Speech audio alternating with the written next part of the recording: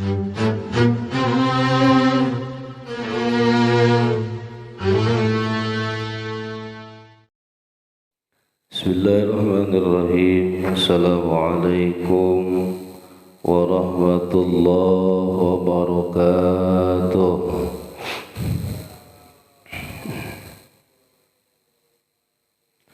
Alhamdulillah rabbil alamin. Wa bihi nasta'inu ala umurid dunya waddin. Salatu wassalamu ala ashrafil anbiya'i wal mursalin Sayyidina wa maulana Muhammadin wa ala alihi wa ashabihi ajma'in. Amma ba'd, faya ayyuhal hadirun wal hadirat rahimakumullah, ittaqullaha haqqa tuqatih wa la tamutunna illa wa antum muslimun. Faqad qala Allah ta'ala fi kitabihil karim wa huwa asdaqul qailin. A'udzu billahi minasy syaithanir rajim. Bismillahirrahmanirrahim. Yarfa'illahu alladhina amanu minkum walladhina utul ilma darajat. Al-ayah. Wa qala an-nabiyyu sallallahu alaihi wasallam, man kharaja fi talabil ilmi wa huwa fi sabilillahi hatta yarji'a. Sadaqallahul azim. Sadaqa rasuluhu nabiyyul habibul karim. Wa nahnu ala dhalika minasyahidin wasyakirin. Walhamdulillahi rabbil hadratul kiram muhtaram. Saya hormati walikai beserta jajarannya, para asatidzah, para hujjah, seluruh jamaah Masjid Jami'at Taqwa. Mudah-mudahan kita semuanya selalu dijaga, dipelihara Allah Subhanahu wa ta'ala. Pertama-tama yang paling utama, marilah kita panjatkan puji serta syukur kehadirat Allah Azza wa Jalla, karena berkat qudrah iradah serta limpahan nikmatnya kita masih dipercaya, masih diberikan umur dalam keadaan sehat walafiat, sehingga kita masih bisa menjalankan kewajiban-kewajiban kita, di antaranya yakni sholat subuh secara berjamaah, juga dilanjutkan dengan ta'lim. Mudah-mudahan seluruh rangkaian ibadah-ibadah kita diterima Allah Subhanahu wa ta'ala.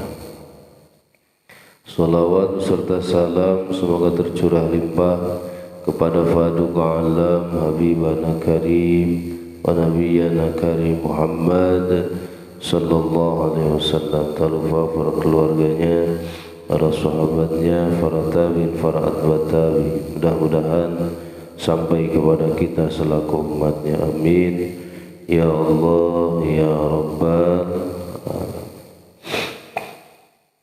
Pada pertemuan kali ini kita akan membahas tentang mentaati perintah-perintah Allah dan menjauhi larangan-larangan Allah Subhanahu wa ta'ala.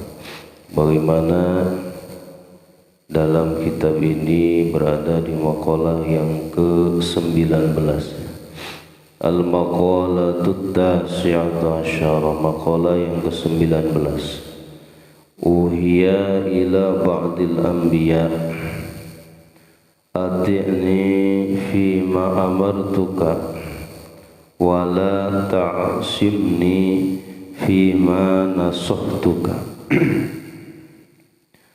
Ati'ni, taatlah kamu kepadaku, bima amartuka, terhadap perintah-perintah yang telah aku perintahkan kepadamu. Wala ta'simni, dan janganlah engkau durhaka kepadaku, bima nasahtuka, terhadap nasihat-nasihat yang telah aku berikan nasihat kepadamu. Ini wahyu kepada para nabi itu ya. Jadi bukan hanya satu nabi tetapi banyak nabi. Dan ini juga relevan, pantas dan harus kita jadikan menjadi acuan, di mana taat kepada Allah adalah dengan selalu kita menjalankan perintah-perintah Allah Subhanahu wa taala, dan jangan sekali-kali kita memiliki niat di dalam hati kita untuk durhaka kepada Allah Subhanahu wa ta'ala, karena ini perintah Allah Subhanahu wa ta'ala untuk apa? Untuk ditaati segala apa yang diperintahkan oleh Allah Subhanahu wa ta'ala, dan jangan sekali-kali kita bermaksiat durhaka terhadap apa-apa yang dilarang Allah Subhanahu wa ta'ala. Atini fima amartuka wa la ta'simni fima nasahtuka, ay fima da'autuka ila ma fihi shalah. Di dalam segala sesuatu yang telah aku perintahkan kepadamu, ila ma fihi shalah, di mana segala sesuatu ketika Allah perintahkan maka sesuatu itu di dalamnya penuh dengan keislahan, kemaslahatan, kebaikan, kepatutan, kepantasan buat kita. Jadi tidak semata-mata Allah Subhanahu wa ta'ala memerintahkan kita mengerjakan sesuatu perintah yang telah Allah perintahkan, kecuali dalam perkara perintah itu di dalamnya ada kemaslahatan, kebaikan, kepatutan buat kita. Allah tidak akan menzalimi kita, Allah tidak akan menjerumuskan kita, Allah tidak akan mencelakai kita. Ketika Allah memerintahkan kita mengerjakan sesuatu perintahnya, maka di dalam suatu perintah itu ada kebaikannya. Di mana contohnya Allah memerintahkan kita untuk selalu menjaga sholat. Aqimis sholat, itu perintah Allah Subhanahu wa ta'ala, wajib langgeng, continue, terus menerus kita melaksanakan sholat yang 5 waktu yang wajib. Ini kebaikan buat kita, bukan untuk Allah tetapi untuk kita.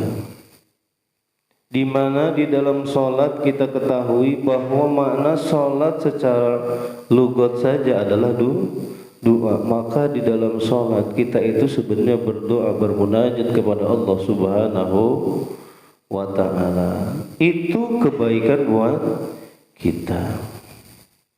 Karena orang yang tidak pernah berdoa kepada Allah itu orang yang takabur, orang yang sombong, yang tidak pernah berdoa kepada Allah Subhanahu wa ta'ala, menganggap dirinya cukup dan menganggap bahwa dirinya adalah punya segala-galanya, padahal semua itu adalah karunia dari Allah Subhanahu wa ta'ala. Tidak ada sedikit pun dalam diri kita khususnya yang kita punya, tetapi semuanya adalah pemberian karunia dari Allah Subhanahu wa ta'ala. Tubuh ini, nafas ini, penglihatan, pendengaran, penciuman, dan segala aktivitas yang bisa kita lakukan, semuanya diberikan Allah Subhanahu wa ta'ala. Kita bisa sholat di subuh ini, itu perintah dan juga kasih daripada Allah Subhanahu wa ta'ala. Allah perintahkan dan Allah kasih itu kekuatannya kepada kita, dan kekuatan yang Allah berikan sampai kita mampu menjalankan kedua kaki kita, menggerakkan tubuh kita, bisa sampai ke masjid ini, bisa sholat berjamaah, bisa mendengarkan pengajian, itu semuanya pemberian karunia dari Allah Subhanahu wa ta'ala. Makanya sesuatu yang di dalamnya adalah perintah Allah Subhanahu wa ta'ala maka pasti di dalamnya ada kemaslahatan kebaikan buat kita. Dan juga kita dilarang untuk mendurhakai nasihat-nasihat. Ai wa nahaituka amma fihil fasad. Tidak semata-mata Allah melarang kita mengerjakan sesuatu larangan Allah, kecuali di dalamnya banyak sekali hal-hal yang madarat, berbahaya, menghancurkan diri kita sendiri. Di antaranya contoh, kita nggak mau sholat, nggak mau puasa, kira-kira bahayanya buat Allah apa buat kita? Buat kita.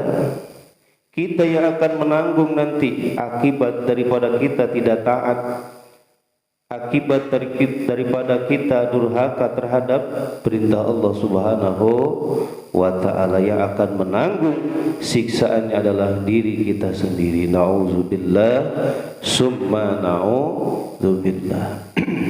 Baik secara zahir ataupun secara batin, kita akan mendapatkan manfaat daripada perintah Allah Subhanahu wa ta'ala. Banyak sekali pakar-pakar kesehatan, satu saja gitu ya, meneliti tentang masalah gerakan-gerakan sholat. Ternyata gerakan sholat itu bermanfaat buat apa? Kesehatan kita. Itu secara zahirnya gitu. Ya, kita menggerakkan tubuh kita jam apa? Jam 4:30, jam 5 itu menuju ke masjid menggerakkan tubuh kita. Ternyata itu adalah bermanfaat untuk kesehatan tubuh. Gerakan ruku, gerakan sujud itu semuanya baik sekali untuk kesehatan kita. Baik untuk kesehatan jantung, paru-paru, bahkan untuk kesehatan otak kita. Itu secara zahirnya. Ya. Jadi tidak semata-mata Allah Subhanahu wa ta'ala merintahkan kita mengerjakan sesuatu perintahnya, kecuali di dalamnya terdapat kebaikan, kemaslahatan buat kita. Beda dibandingkan dengan orang yang tidak pernah sholat. Dia itu pasti akan sakit-sakitan. Makanya kita tahu baginda Rasulullah sallallahu alaihi wasallam itu adalah manusia yang jarang sekali sakit, gitu ya. Kenapa? Karena dalam kehidupannya baginda Rasulullah itu selalu taat kepada perintah Allah dan menjauhi larangan Allah Subhanahu wa ta'ala. Itu makanya kehidupannya sehat. Sebenarnya rasa sakit gitu Pak. Sakit itu dalam satu keterangan dikatakan bahwa karena perbuatan dosa yang kita lakukan. Ya, sakit itu adalah perbuatan akibat daripada perbuatan asbabiyah kita berbuat dosa. Itu insyaallah. Timbullah pertanyaan, kenapa Ustadz kok anak kecil sakit? Berarti dia menanggung dosa yang kita lakukan selaku orang tuanya. Jadi perbuatan dosa. Tuh, makanya sakit kok sakit-sakitan terus. Berarti kita harus mengintrospeksi diri kita. Kita banyak berbuat dosa. Dosa kita lah yang menjadi asbabiyah rasa sakit itu ketika di dunia. Lebih-lebih nanti di akhirat itu menjadi apa? Memberikan pelajaran buat kita. Nanti di akhirat itu akan lebih berat lagi untuk membersihkan dosa. Nauzubillah summa nauzubillah, kita akan dimasukkan dulu ke dalam apa? Neraka untuk membersihkan dosa. Oleh karena itu jangan jauh-jauh kita daripada menjalankan perintah Allah dan juga menjauhi larangan-larangan Allah Subhanahu wa ta'ala. Selanjutnya, wal maqalatul ishrun, maqalah yang ke-20. Ini akan menjelaskan tentang cara menyempurnakan akal. Akal Allah berikan buat kita spesial, khusus untuk kita sebagai makhluk manusia yang menjadi khalifah fil ard, yang menjadi khalifah di muka bumi. Allah kasih apa? Akal. Makanya kita harus memiliki cara bagaimana menyempurnakan akal yang telah Allah berikan, dan itu merupakan karunia dari Allah, pemberian dari Allah Subhanahu wa taala. Jangan sampai kita tidak bisa memanfaatkan semaksimal mungkin akal yang telah Allah berikan kepada kita. Kila diucapkan ikmalul akli itba'u ridwanillahi ta'ala wajtinabu syuhtihi. Jadi ikmalul akli, cara menyempurnakan akal atau cara menjadikan supaya akal kita sempurna yaitu itba'u ridwanillahi ta'ala, dengan cara mengikuti hal-hal yang diridhoi Allah Subhanahu wa ta'ala. Wajtinabu syuhtihi, dan juga menjauhi segala sesuatu yang mengakibatkan murka Allah Subhanahu wa ta'ala. Jadi caranya supaya akal kita sempurna yaitu dengan selalu yang kita lakukan adalah hal-hal yang diridhoi Allah. Maka kata kuncinya, passwordnya adalah Allah ridho apa tidak. Ketika kita mau melakukan sesuatu, harus ditimbang dulu oleh akal kita, apakah yang kita lakukan ini diridhoi Allah Subhanahu wa taala atau dimurkai Allah. Itu yang harus jadi kata kuncinya, kata passwordnya. Setelah kita tahu bahwa yang akan kita lakukan adalah sesuatu yang diridhoi Allah Subhanahu wa taala, sudah bismillahirrahmanirrahim, bismillah tawakkaltu 'ala Allah, la haula wala quwata illa billah, barulah kita lakukan. Kenapa?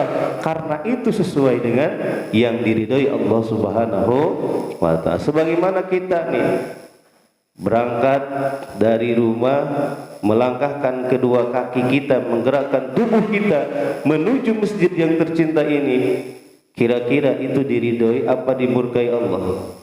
Pasti diridhoi Allah Subhanahu wa taala. Makanya mulai dengan kaki kanan dan kita membaca doa bismillahi tawakkaltu 'ala Allah, la haula wala quwata illa billah. Oh, jangan salah kakinya, kanan. Kenapa? Karena yang akan kita lakukan adalah hal-hal yang diridhoi Allah Subhanahu wa taala. Bismillah, dengan menyebut namamu, dengan menyebut asmamu ya Allah. Awas. Tawakkaltu, aku bertawakal, aku menyerahkan segala sesuatunya Allah kepadamu ya Allah. Oh, la haula wala quwata illa billah. Tidak ada daya yang aku miliki, tidak ada kekuatan yang aku miliki illa billahil aliyyil azim, kecuali hanya dengan kekuasaan Allah Subhanahu wa ta'ala, hanya dengan kemampuan Allah, hanya dengan karunia Allah, hanya dengan pertolongan Allah Subhanahu wa ta'ala. Tuh.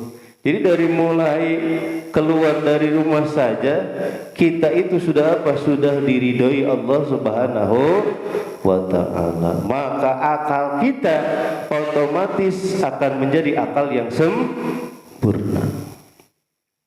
Gitu. Tapi sebaliknya, gitu ya. Ketika mendengar adzan Allahu akbar, Allahu akbar, gitu ya. Ada adzan di masjid ya Allah. Boro-boro katanya bangun, malah tarik lagi selimut. Tarik lagi selimut ya Allah. Kira-kira apa yang terjadi kepada akal kita? Sakit. Akalnya boro-boro sempurna, sakit, kurang akalnya itu. Itu menandakan orang-orang yang kurang akalnya. Nauzubillah summa na'udzu. Kenapa? Karena dia melakukan sesuatu yang dimurkai Allah Subhanahu wa ta'ala. Allah panggil dia untuk melakukan perintah Allah, tetapi dia tidak mau. Tuh, berarti dia melakukan sesuatu yang dimurkai Allah Subhanahu wa ta'ala. Untung tidak ada apa? Azab yang turun dari Allah Subhanahu wa ta'ala. secara langsung. Kalau umat-umat terdahulu, ya kalau kita tadaburi ayat-ayat Al-Quran, banyak sekali yang menceritakan tentang kejadian-kejadian umat dahulu ketika umat tersebut melakukan perbuatan-perbuatan dosa, perbuatan-perbuatan yang menyimpang, maka Allah Subhanahu wa ta'ala akan langsung mengazab kaum tersebut. Na'udzubillah itu. Makanya kenapa musibah datang silih berganti, wabah tidak mau berhenti. Kenapa? Karena yang mengondang itu semuanya adalah kita sendiri. Kenapa? Karena banyak orang-orang yang lalai, yang lupa kepada Allah Subhanahu wa ta'ala. Di antara yang mengundang itu siapa? Orang-orang yang lalai, orang-orang yang lupa, orang-orang yang teledor, yang tidak mau melaksanakan perintah-perintah Allah. Bahkan dia selalu menjalankan larangan-larangan Allah Subhanahu. Itulah yang mengundang azab Allah, itulah yang mengundang siksa Allah, itulah yang mengundang penyakit, wabah, virus, sebagainya. Maka kita yang suka menjalankan perintah Allah, kita yang suka menjauhi, menghindari larangan-larangan Allah Subhanahu wa ta'ala pun akan kena dampaknya daripada itu semua. Gitu Pak. Jadi rugi. Gitu ya, rugi kalau masih ada orang-orang yang lalai, yang lupa kepada Allah Subhanahu. Berapa ribu yang pada waktu ini orang-orang itu tidak mau bangun untuk melaksanakan sholat subuh. Banyak apa enggak? Banyak. Apakah itu akan mengundang rahmat Allah? Apakah itu akan mengundang azab Allah Subhanahu wa ta'ala? Kira-kira akan mengundang apa itu?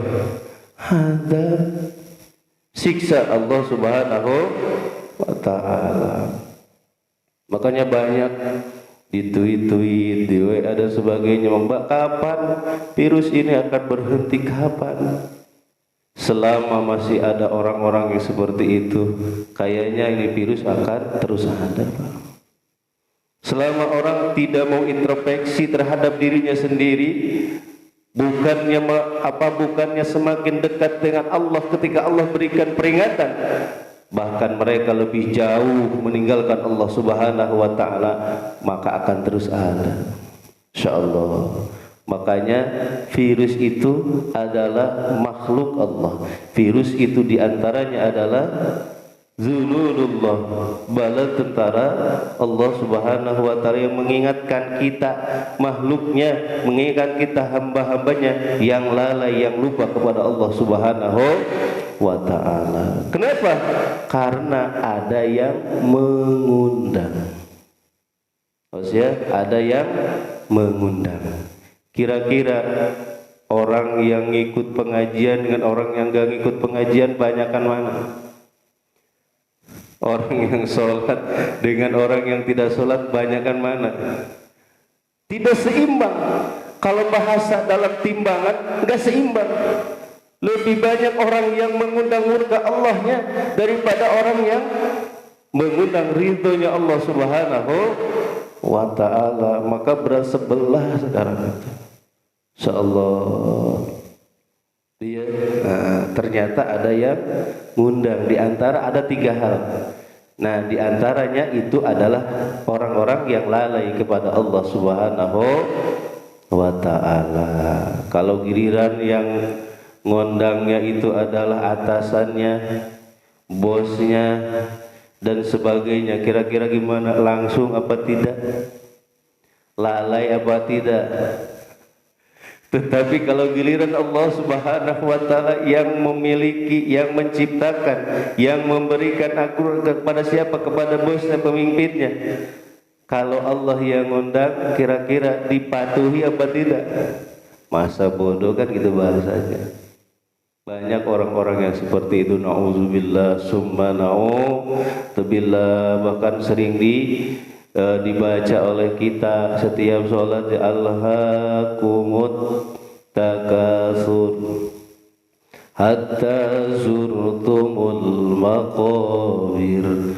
kalla sawfa ta'lamuna thumma kalla sawfa ta'lamun. Masya Allah, coba Pak resapi itu ya, tadaburi ayat itu. Masya Allah, alhaakumut takasur itu dia, ya Allah, banyak orang-orang yang lalai itu ya, disebabkan apa? Mengumpulkan harta benda dunia, kekayaan segalanya dia, sampai-sampai dia lalai lupa kepada Allah Subhanahu wa ta'ala, hatta zurtumul maqabir gitu ya, sehingga dia sudah masuk ke dalam kuburan baru ngeh.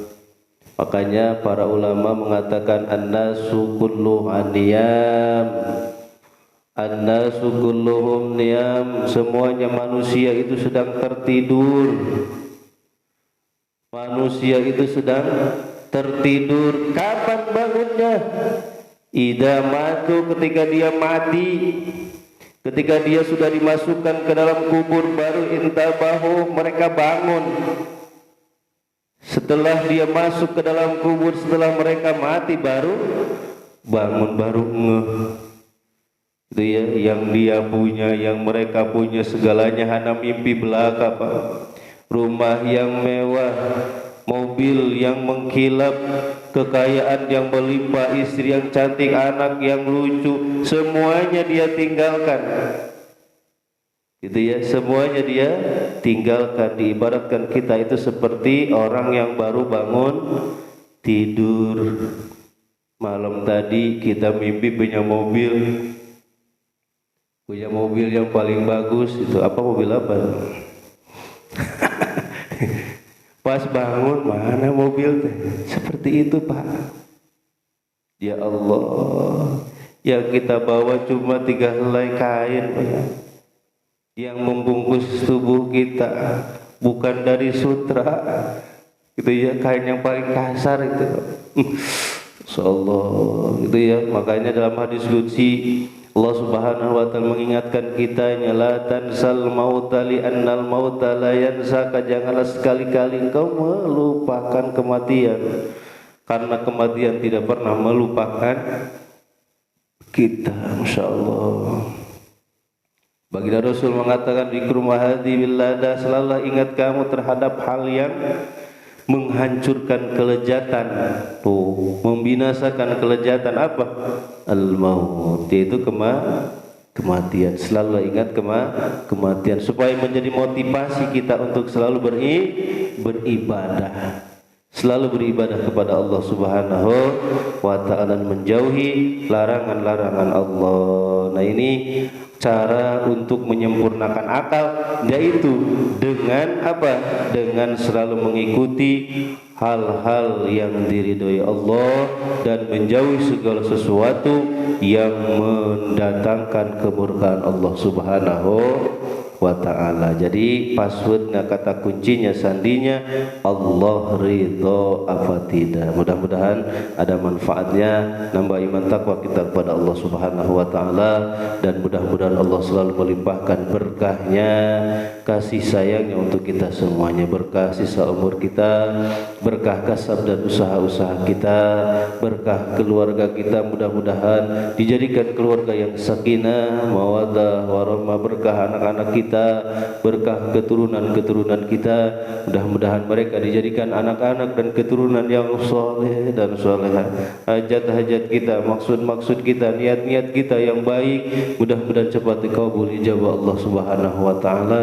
Persangkutan-persangkutan di antara kita hakul adami, kesulitan-kesulitan yang kita hadapi, permasalahan-permasalahan yang datang silih berganti, mudah-mudahan Allah Subhanahu wa ta'ala memberikan kesabaran, ketabahan, ketawakalan, dan juga memberikan solusi jalan yang terbaik untuk kita semuanya. Terakhir, apabila ajal kita telah datang, mudah-mudahan ya Allah kami semuanya meninggal dunia dalam keadaan husnul khatimah.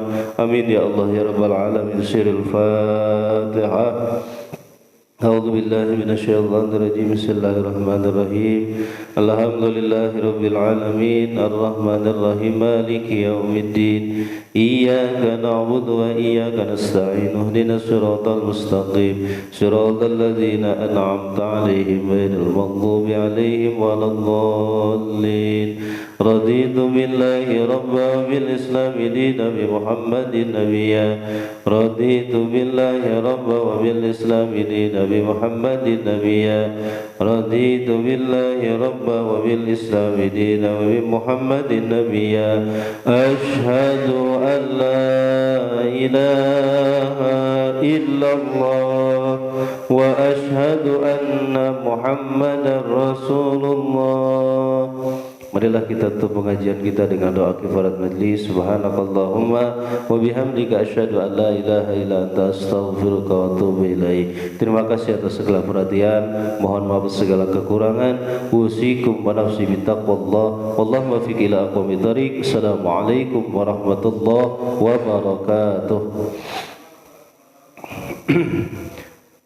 Sallallahu ala Muhammad sallallahu alaihi wasallam.